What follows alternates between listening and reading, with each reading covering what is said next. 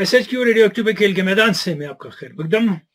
और इतवार के इतवार हम मिलते हैं। इस इतवार को हम एक मरतबा फिर मिल रहे हैं और जब लॉर्ड्स टेस्ट जारी है, 4 दिन का अहवाल यहाँ डिस्कस हो सकता है। 4 दिन में 2 प्लेयर एक और लैंडमार्क की तरफ पहुंचते पहुंचते रह गए। एक ने एक अजीम लैंडमार्क अचीव किया और फोकस सर्टनली इंग्लैंड में फुटबॉल से क्रिकेट पे आ गया। तो चैंपियंस लीग का फाइनल था जो चेल्सी ने मैनचेस्टर सिटी को हरा के जीत लिया, फिर EPL था, फिर बाकी चीजें थी वो खत्म हो गई, तो सारा फोकस जो है इस वक्त वहां क्रिकेट पे आ गया।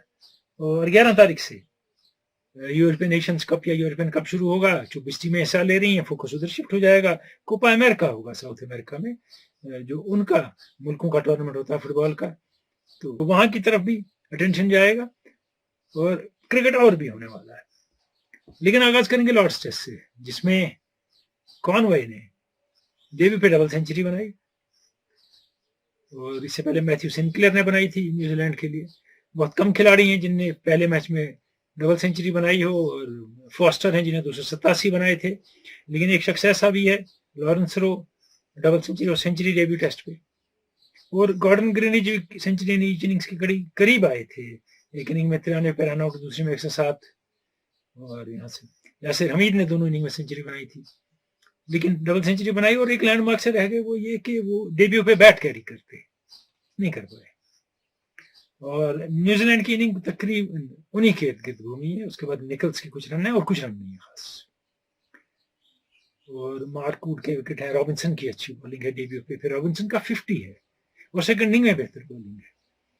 और वहां बर्न्स 132 रन और लास्ट खिलाड़ी बैट कैरी कर सकते थे, फिर रह गए। तो 4 दिन के बाद थोड़ा सा अपर हैंड न्यूजीलैंड का था, लेकिन मैच ड्रॉ की तरफ जा रहा था। आज के दिन का अहवाल डिस्कस नहीं करूंगा मैं। लॉर्ड्स टेस्ट में दोनों टीमें थोड़ा फूक फूक के कदम रख रही थी, वो देर बाद भी खेल रही थी टेस्ट क्रिकेट। तो दोनों ने एक एक्स्ट्रा बैट्समैन खिलाया, इंग्लैंड ने कोई स्पिनर नहीं खिलाया, जो गलती हो गई उनसे। और उधर अगर दूसरी जानिब देखें तो सेंटनर खेलते हैं जो बैटिंग अच्छी करते हैं, बॉलर भी ठीक है, लेकिन नंबर 1 बॉलर उनके स्पिनर है एजाज पटेल, वो नहीं खेले। उनने भी बैटिंग लाइनअप लंबी की ग्रैंड होम को खिला के। तो दोनों टीमें शायद डर रही थी हार से, या दोनों टीमें श्योर नहीं थी कि बहुत देर बाद खेल रहे हैं कैसे डिलीवर करेंगे, और पुक पुक के कदम रख रही थी। अब इंग्लैंड की तरफ आप जाएं तो इंग्लैंड प्रेशर में रहा तकरीबन काफी हद तक मैच में। इंग्लैंड की बैटिंग लाइनअप आप देखें, रूट की 49 एवरेज है टेस्ट में, उसके बाद 30-32 से ऊपर किसी की नहीं है। बर्न्स के कुछ अच्छे रन हैं, बाकी जो खिलाड़ी हैं उनने, किसी ने 18 टेस्ट में 800 रन बनाए, किसी ने 22 टेस्ट में 900 रन बनाए। तो कोई खास बैटिंग लाइनअप नहीं है इंग्लैंड की, एक ये बात है। दूसरी जानब न्यूजीलैंड की बैटिंग लाइनअप बड़ी स्टैब्लिश्ड है इनके मुकाबले, और इन कंडीशंस में जो सऊदी कर सकते थे उनने किया। 6 विकेट लिए, जबरदस्त बॉलिंग करते हैं, इसमें कोई दो राय नहीं है। जहां मूवमेंट मिले और सस्टेन्ड एक्यूरेसी से बॉलिंग करते हैं, इसीलिए 22-23 ओवर 43 रन और 6 विकेट सऊदी के। ब्रॉड खेल रहे हैं, हो सकता है 5वें दिन विकेट लें मैच में, आज लिए हों, लेकिन क्यों कैरी कर रहे हैं मुझे समझ नहीं आया। फिर यहाँ लोग कहेंगे एज डजंट मैटर। देखिए, प्लेयर तब जाता है जब वो अच्छा खेल रहा हो। When he is dragged out, thrown out, तब तो नहीं जाना चाहिए ना प्लेयर को, खेले जा रहे हैं। और इंग्लैंड की पॉलिसी या तो रोटेशन की है या क्या और है। बटलर, बियरस्टो, वोक्स और कई एक प्लेयर इस टीम में नहीं है, स्टोक्स भी नहीं। और न्यूजीलैंड के लिए ये प्रिपरेशन है for world test championship match against India. अब यहाँ सोचने की बात है, मार्क वुड 150 की स्पीड पे बॉलिंग करते हैं, सस्टेन्ड पेस, विकेट क्यों नहीं लेते ज्यादा? Why can not he run through an innings? क्योंकि उनकी 90% बॉलें सीधी हैं, बॉल में मूवमेंट नहीं है। पेस कितनी हो, मूवमेंट में हो, आप कुछ नहीं कर सकते। या तो विकेट पे मारते ज्यादा बॉल है, ठीक है, टप्पे के बाद मूवमेंट कराएं, फिर एयर में नहीं है। सीधी बॉलिंग ज्यादा करते हैं, और आप कितनी भी सीधी बॉलिंग कर लें, आप बीच बीच में कामयाब होंगे, कभी कभी लगातार कामयाब नहीं होंगे। ठीक है, कुछ आपकी मेल्स हैं, उसमें डारूफ है, आबिद रशीद बाबा है, दानिश आफाकी है, उन्हें शबीर में जो क्लाइमेट चेंज एंड स्पोर्ट्स और क्रिकेट पे टॉक थी दी, वो बड़ी पसंद की है। और इससे रिलेटेड वाजिद गुलजार सवाल पूछते हैं कि वो रिपोर्ट मैंने देखी और मुझे लगता है कि आगे फ्यूचर T20 और 50-50 का है, क्या टेस्ट नियर फ्यूचर में सर्वाइव करेगा, एक तो क्लाइमेट चेंज और बाकी चीजें लेके, और जो सिस्टम है। देखिए, यहाँ एक चीज आप बोल रहे हैं और मैं भी बोल रहा हूँ, लोग बोल रहे हैं, टेस्ट क्यों नहीं सर्वाइव करेगा?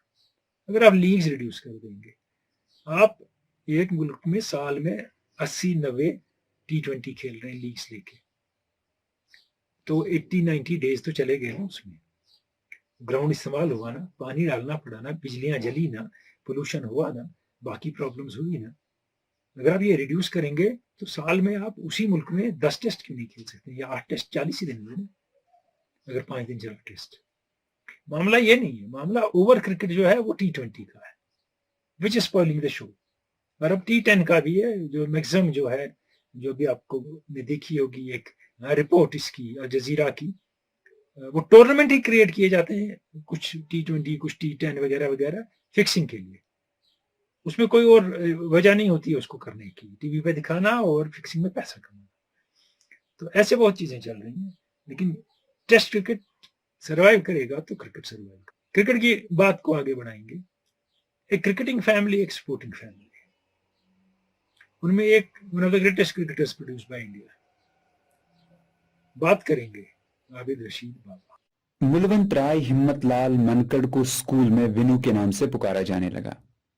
विनू की उम्र तब 41 साल 298 दिन थी जब वो पहले खिलाड़ी बने जिन्होंने 40 साल की उम्र के बाद टेस्ट क्रिकेट में भारत की नुमाइंदगी की।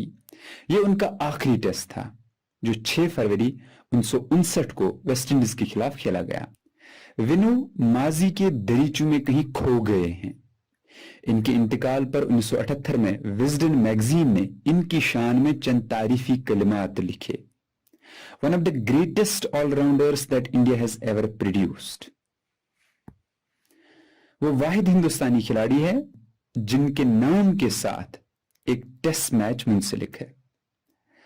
आपने फिल्मों में यह मकोला जरूर सुना होगा कि हार के जीतने वाले को बाजीगर कहते हैं। एक अजीम हस्ती ने यह कारनामा मैदान में अंजाम दिया। उन्होंने बल्ले और गेंद से ऐसी तारीख रकम की कि मैच ही इनके नाम पे हो गया, भले ही वो टेस्ट मैच इंग्लैंड ने जीत लिया। जी हां, यह तज़किरा है मनकड्स टेस्ट का, जो भारत में नहीं बल्कि बाबुल क्रिकेट लॉर्ड्स के मकाम पर खेला गया। 26 घंटे और 35 मिनट तक जारी इस मैच में विनू मनकड़ ने 18 घंटे और 45 मिनट मैदान में गुजारे। हत्ता कि इंग्लैंड की दूसरी इनिंग्स में जबकि इन्हें जीत के लिए सिर्फ 79 रन ही दरकार थे, मनकड़ ने 26 में से 12 ओवर्स मैडन रखे, वो भी आला तिगड़ी यानी पीटर मे, लैन हर्टन और डेंस कॉम्पटन के सामने। अगले रोज विनू कुछ इस तरह बरतानवी अखबारात की 6 सुर्खियों की जीनत बने। Marathon Mankad the magnificent. 1956 में पंकज रॉय के साथ 413 रन के पहले विकेट की शराकत 52 साल तक आलमी रिकॉर्ड रहा और उस इनिंग्स में उनके 231 रन 3 दहाइयों तक किसी भारतीय का हाईएस्ट स्कोर रहा। 1952 के मद्रास टेस्ट में इंडिया ने इंग्लैंड को हराकर अपनी पहली टेस्ट जीत का जश्न मनाया। विनू मनकड़ ने इसमें कलीदी किरदार अदा किया। उन्होंने 2 इनिंग्स में 108 रन देकर 12 खिलाड़ियों को पवेलियन का रास्ता दिखाया। 2010 में ESPN की तरफ से तरतीब दी गई ऑल टाइम इंडियन ग्रेट्स में इनका नाम सरफहरिस्त था। दूसरे आलमी जंग की वजह से उन्हें 9 साल तक क्रिकेट से दूर रहना पड़ा। 1947-48 के ऑस्ट्रेलियाई दौरे पर उन्होंने बिल ब्राउन को रन आउट किया। ब्राउन गेंद से पहले ही बैकअप कॉल देकर क्रीज से बाहर आ चुके थे।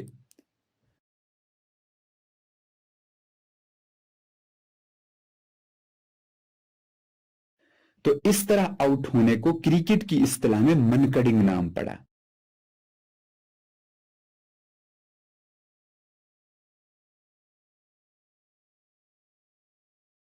उनसे 1973 में पद्म भूषण से सम्मानित इस फॉरगॉटन लेजेंड के फर्जंद ने भी क्रिकेट में वालिद के नक्श कदम पर चलकर इनका नाम जिंदाउ जावेद रखा।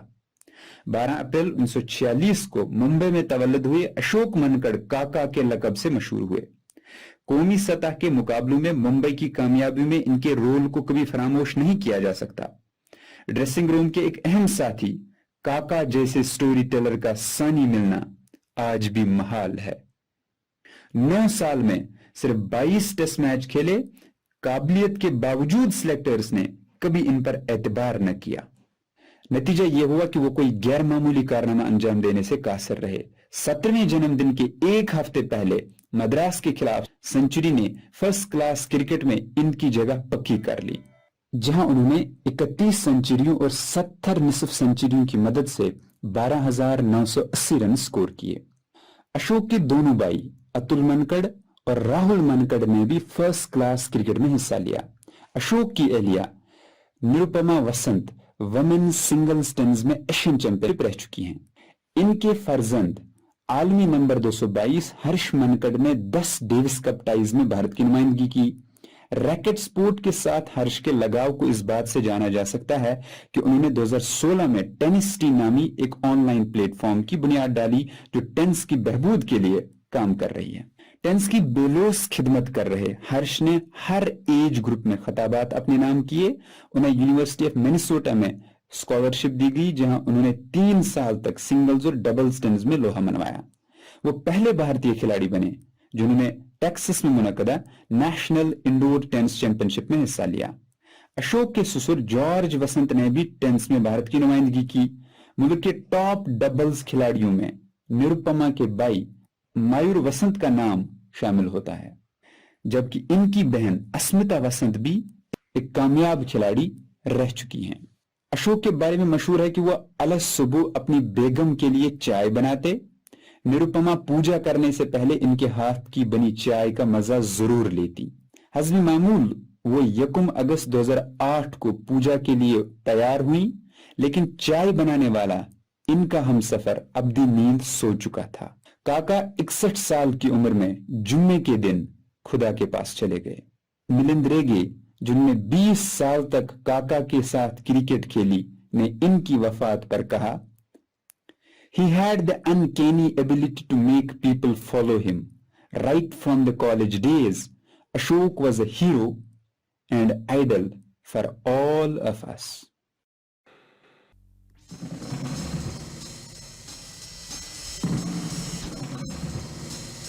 देखिए, आबिद रशीद बाबा बात कर रहे थे विनू मनकड़ की।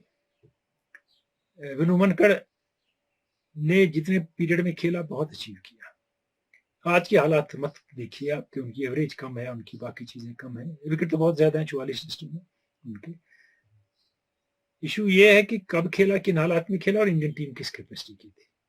फिर वो अपना पहला टेस्ट खेलते हैं 29 साल की उम्र में 1946 में, क्योंकि बीच में 10 साल क्रिकेट ही नहीं हुई वर्ल्ड वॉर की वजह से।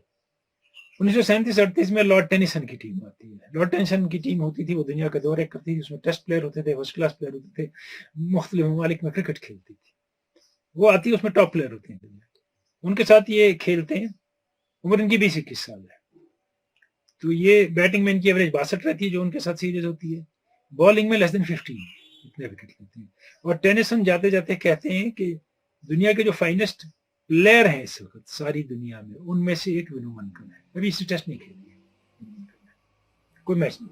रामनगर में 16-17 साल की उम्र में इनने फर्स्ट क्लास क्रिकेट खेली और उसके बाद बहुत से जिमखाना रिप्रेजेंट किए विनू मनकड़ ने। उससे पहले स्कूल क्रिकेट खेल चुके थे और स्कूल क्रिकेट में इन्हें बड़े कारनामे अंजाम दिए थे। उसी को देख के इनको नवानगर की रांची टीम में लाया गया और विनू मनकड़ पहले प्रोफेशनल क्रिकेटर हैं हिंदुस्तान के, जो गए खेलने राजे के पास उसकी टीम में कि मुझे पैसा मिलेगा, मेरा ख्याल रखा जाएगा, बाकी जाके ऐसा है।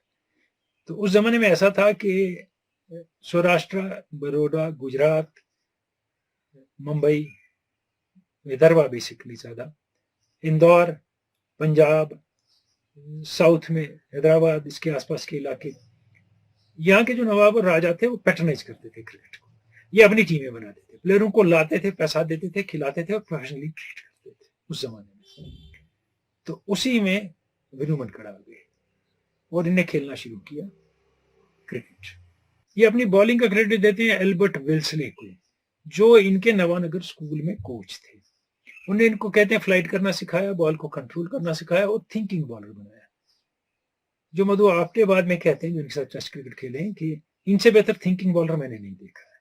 You would think a batsman Vinoo Mankad. अब लॉर्ड्स टेस्ट की बात हुई, यहाँ जो विनू मनकड़ टेस्ट कहा जाता है 72 और 184 270 मिनट में सेकंड इनिंग में, कितनी फास्ट इनिंग होती है। और 5 विकेट 196 रन देकर 73 ओवर किए उस टेस्ट में। इनका टेस्ट हार गया, नाम इनका लग गया लॉर्ड्स टेस्ट। ऑस्ट्रेलिया के दौरे पे गए तो लाला अमरनाथ जो किसी की तारीफ नहीं करते थे, लाला अमरनाथ ने कहा कि अगर विनू मनकड़ हमारे साथ नहीं होता तो ऑस्ट्रेलिया हर इनिंग में 1000 रन बनाता।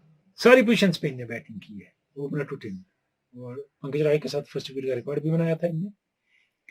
और जो इंडिया की पहली विनिंग भी उसका जिक्र आविद ने किया, उसमें 105 रन देके 12 विकेट लिए इनने इंग्लैंड के साथ मद्रास टेस्ट में। वो सीरीज में 34 विकेट ले लिए, जो इंडिया का रिकॉर्ड था, जो बाद में चंद्रशेखर ने तोड़ा इनका रिकॉर्ड। देखिए 7-8 साल वर्ल्ड वॉर ने इनके खाली ये टेस्ट क्रिकेट नहीं खेल सके, और उसके बाद 41 साल की उम्र तक इनने खेला।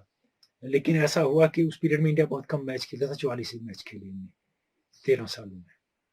उसके बाद सर्व किया डिफरेंट टीम्स को, डिफरेंट जिमखानाज को, प्लेयर्स को ट्रेन किया और उनको आगे बढ़ाया इनने। विनू मनकड़ से आते हैं अशोक मनकड़ की जानिब। डेब्यू जबरदस्त हुआ इनके, दूसरे तीसरे मैच में 97 इनने स्कोर किया। उससे पहले इंडियन यूनिवर्सिटीज में खेल चुके थे, बाकी टीमों में बहुत अच्छा खेलते थे। गवास्कर के साथ ओपनर बने, शुरू में गवास्कर आए इनकी 69 में आए, 71 में गवास्कर आए। लेकिन कभी भी उनको 5 टेस्ट का रन, 4 टेस्ट का रन इकट्ठे नहीं मिला। 1 test 2 test drop, 1 test 2 test, 5 साल 3 साल 2 साल का गैप बीच में। जो उनका टैलेंट था वो कभी इस्तेमाल नहीं हुआ। वो यहाँ रांची में, ईरानी ट्रॉफी में, दिलीप ट्रॉफी में ढेर सारे रन बनाते थे, टीम में सेलेक्ट नहीं होते थे।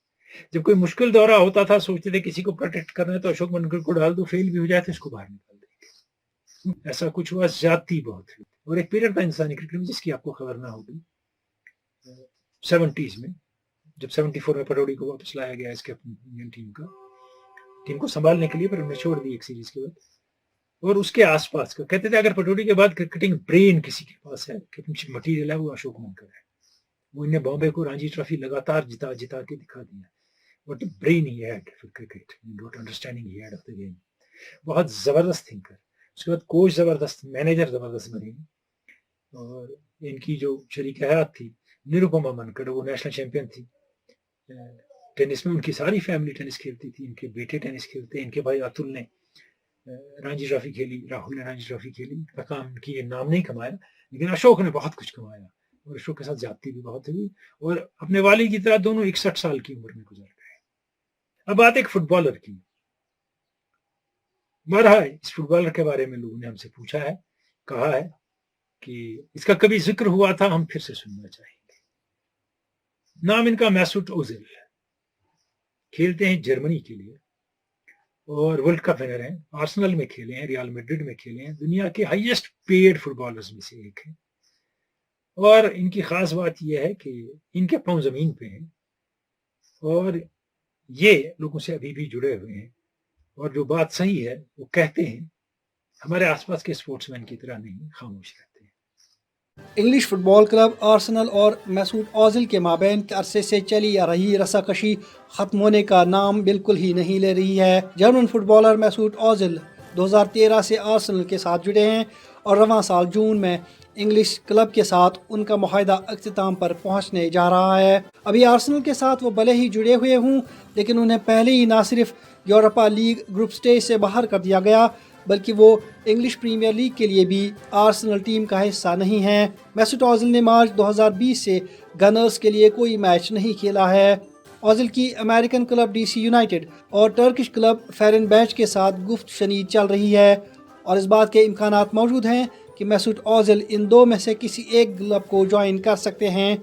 ज़्यादा इम्कानात ये हैं कि उनकी ट्रांसफ़र तुर्की के क्लब फेरेनबेच में हो सकती है। इस बात के भी खासे चांसेस हैं कि ओजिल मज़ीद 5 माह तक आर्सेनल का ही हिस्सा बने रहेंगे और 7 मिलियन पाउंड्स की वो रकम लेने के बाद ही आर्सेनल छोड़ देंगे जो क्लब को उन्हें अदा करनी है। आर्सेनल और मैसूट ओजिल के ताल्लुकात में जो दरार पैदा हुई है उसकी कई सारी वजूहात हो सकती हैं, लेकिन एक अहम वजह दिसंबर 2019 में सामने आई। तब मैसूट ओजिल ने सोशल मीडिया पर एक नज़्म अपलोड कर दी जिसमें चीन में मुसलमानों पर हो रहे मजालिम पर सख्त बरहमी का इजहार किया गया और इन मजालिम के खिलाफ आवाज़ बुलंद की गई। यहाँ मैसूट ओजिल की तरफ से नज़्म अपलोड करने की देर थी कि चीन का रिस्पॉन्स सामने आया। चाइना सेंट्रल टेलीविज़न और पीपी स्पोर्ट्स ने अपनी चैनल्स पर आर्सेनल और मैनचेस्टर सिटी के माबैन नश्र होने वाले मैच को शेड्यूल से निकाल दिया। चीन में अपनी इंटरेस्ट्स को बचाने के लिए आर्सेनल को मीडिया में आना पड़ा और क्लब ने ओजिल की इस हरकत से लाताल्लुकी का इजहार किया। उसके बाद आर्सेनल की कोशिश रही है कि मैसूट ओजिल को मुकाबलों से बाहर रखा जाए क्योंकि क्लब चीन में अपनी इंटरेस्ट्स को दाव पर नहीं लगाना चाहता। मैसूट ओजिल का फुटबॉल करियर इंतहाई रोशन, ताबनाक, शानदार और बड़ा तारीखी रहा है। 2010 के फीफा वर्ल्ड कप फुटबॉल में इस खिलाड़ी ने जो हलचल मचा दी, उसकी वजह से दुनियाई फुटबॉल के बेशतर क्लब्स उनकी खिदमात हासिल करने की दौड़ में लग गए।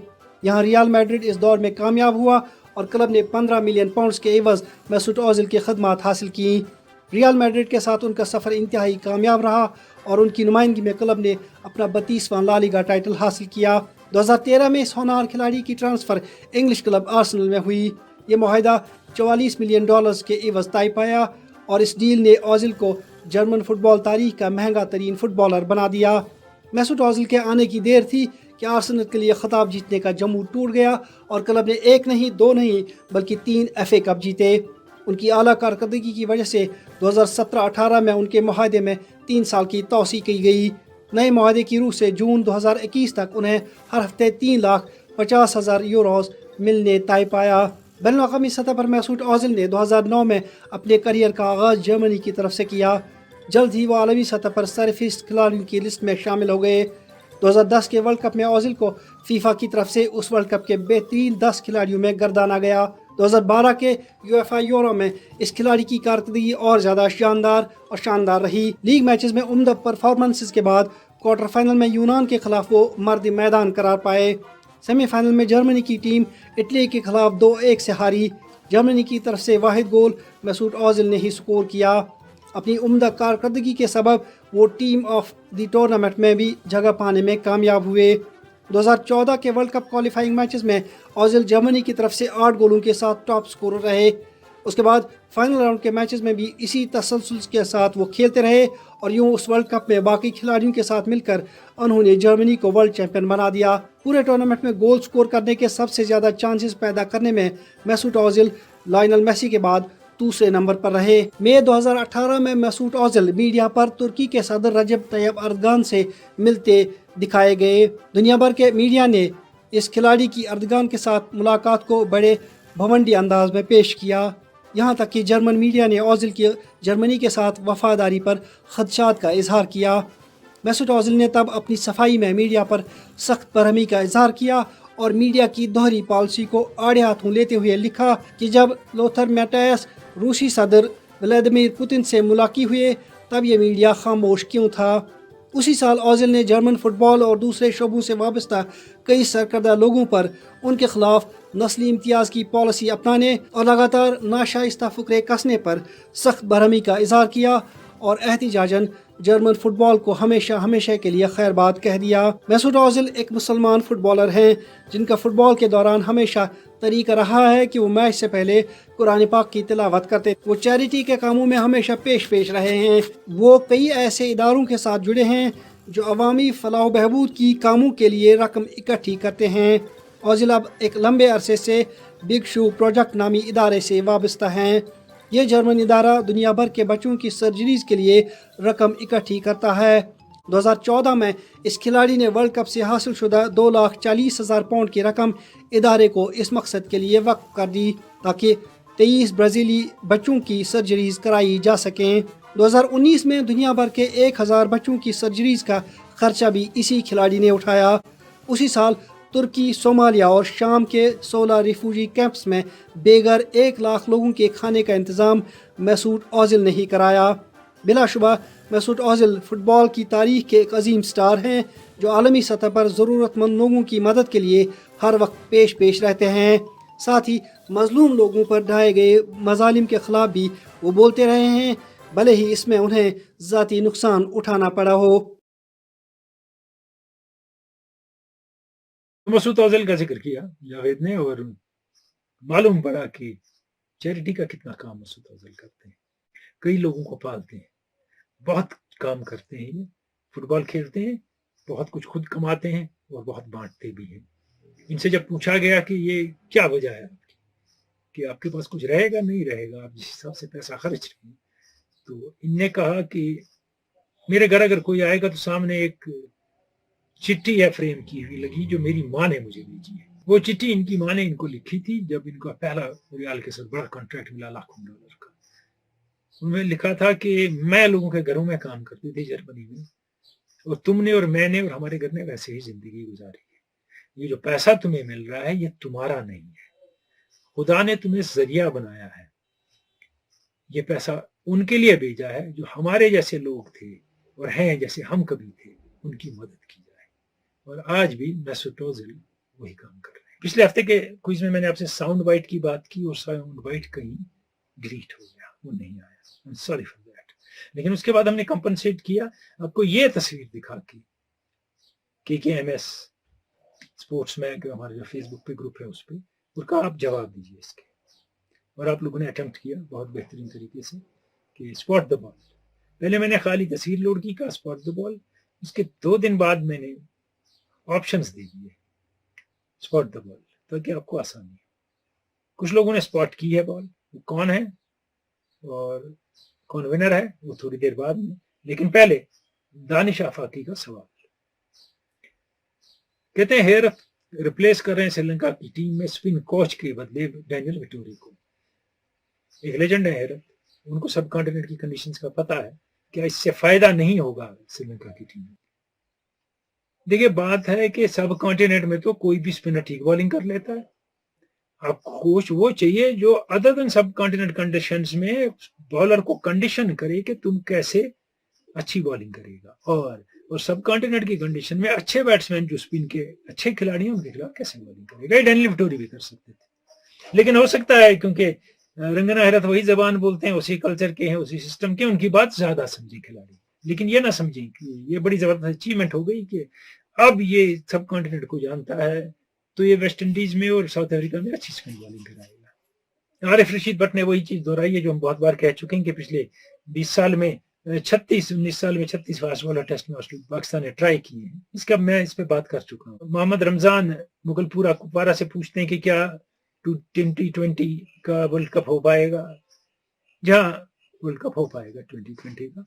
और यहाँ से ओमान ने ऑफर किया है कि आइए हमारे यहाँ 2020 का वर्ल्ड कप 21 में करिए क्रिकेट का। पिछले बार के क्विज में आपने अटेम्प्ट किया और सिर्फ 3 सही जवाब मिले हमें।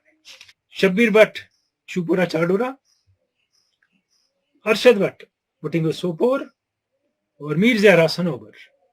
जगह का नाम नहीं लिखा, पटन से होती है, बारामूला से। 3 सही है, बाकी सही नहीं है। और मलिक सरफराज ने 3 बार जवाब देने की कोशिश की, 1 बार ही दे दें तो बहुत बेहतर है। इसमें अरशद भट्ट बुटिंगो सोपोर के हमारे आज के विनर है। वाजिद असद लिखते हैं कि 2 इंस्टेंसेज हैं पिछले 10 साल में जब किसी बैट्समैन ने 700 से ज्यादा रन टेस्ट सीरीज में बनाए, और दोनों इंस्टेंस में स्टीव स्मिथ ने बनाए। 774 एशेज में 2019 की और 2014 की इंडिया की सीरीज में 769 रन। बहुत बहुत शुक्रिया इस मालूमात के लिए। और मलिक सरफराज कहते हैं what is the reason behind drought of centuries for Virat Kohli. कोई रीजन नहीं है, कोई मेंटल ब्लॉक कभी हो जाता है, और कभी ये होता है कि थोड़ा एडवेंचरस भी आदमी हो जाता है खेलने में। लेकिन ये सही है कि जब आप सेंचुरी के करीब पहुंच के नहीं बना पाते हैं तो जहन पे ये बात रहती है, इसमें कोई बात नहीं, हम कहेंगे नहीं रहती है, बड़े बड़े खिलाड़ियों के रहेगी सिचुएशन। अगर वो एक बना लेते हैं किसी भी फॉर्मेट में इस वक्त, टेस्ट में और वनडे में खासकर, तो शायद अनेक और बनाएंगे। लेकिन फिलहाल वो रुके हुए हैं क्योंकि कुछ चीजें बॉलर भी जान गए हैं, इनकमिंग बॉल गुगली वगैरह थोड़ी वाइड ऑफ के बाहर, हर बार तो अटेम्प्ट नहीं होते हैं मगर कभी हो भी जाते हैं। बीच में हमारे पेज पे डिबेट चली कि हेलमेट पहनी वीवन रिचर्ड्स ने या नहीं पहनी। वो खुद कहते हैं कभी नहीं पहनी, उनके साथी कहते हैं कभी नहीं पहनी। रिची रिचर्डसन ने पहनी, a long forgotten sir Richie Richardson, a legendary batsman. कभी बात करेंगे। आज का क्विज आपके लिए हाजिर है। ये तस्वीर देखिए आज के क्विज में और बताइए ये किस जगह की है। Name the place. बात स्पोर्ट्स की है, नेम द प्लेस। आने वाले हफ्ते में एक अजीम खिलाड़ी का बर्थडे है, अगले प्रोग्राम में उस पर बात करेंगे। उनके बहुत किस्से हैं, बहुत बातें हैं इसके लिए। जैसे कि हाल ही में डेथ एनिवर्सरी थी मोहम्मद अली की, the greatest sportsman the history of world has seen, उनकी। और बहुत बातें हुई उनके बारे में, लोगों ने कही, क्योंकि मोहम्मद अली की success beyond ring and beyond sports बहुत ज्यादा है। जो उन्हें सियाफाम लोगों के लिए किया, उन लोगों के लिए किया है जो पसमानदा थे, उन लोगों के लिए किया है जिनकी आवाज कोई नहीं सुनता था। अपना करियर, अपना टाइटल दांव पे लगाया है।